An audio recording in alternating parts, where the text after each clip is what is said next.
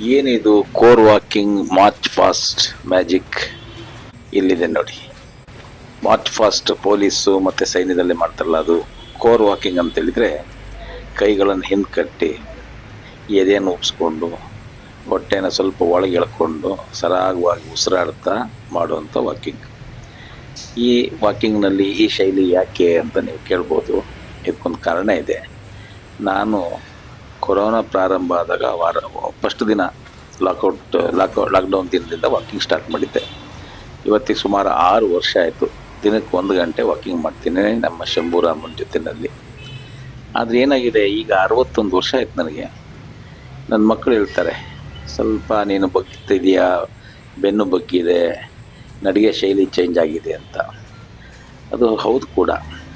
ಮೊನ್ನೆ Bharati BV ಅನ್ನೋರ್ದೊಂದು BV ಅಂತ ಅವ್ರದ್ದು ಫೇಸ್ಬುಕ್ ಪೋಸ್ಟ್ ನೋಡಿದೆ.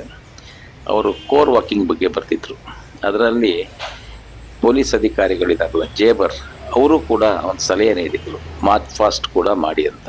ಒಂದು 10 ನಿಮಿಷ 15 ನಿಮಿಷ 1 ಗಂಟೆ ವಾಕಿಂಗ್ನಲ್ಲಿ ಇದನ್ನು ಅಳವಡಿಸ್ಕೊಂಡ್ರೆ ನಿಮ್ಗೆ ಅನೇಕ ಲಾಭಗಳಾಗ್ತದೆ ಅಂತ ಹೇಳಿದ್ದಾರೆ. ಅದನ್ನು ನಾನು ಪ್ರಾಕ್ಟೀಸ್ ಮಾಡ್ತಾ ಇದ್ದೀನಿ. ಇಲ್ಲಿ ನೋಡಿ, ಆ ಪ್ರಾಕ್ಟೀಸಿನ ವಿಡಿಯೋ ಇಲ್ಲಿದೆ.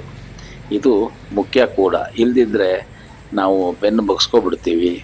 ಅದೇ ರೀತಿ ಬಗ್ಕೊಂಡು ನಡೆಯೋಂಥದ್ದು ಪ್ರಮೇಯ ಬರುತ್ತೆ. ಅದಕ್ಕೆಲ್ಲ ನಾವು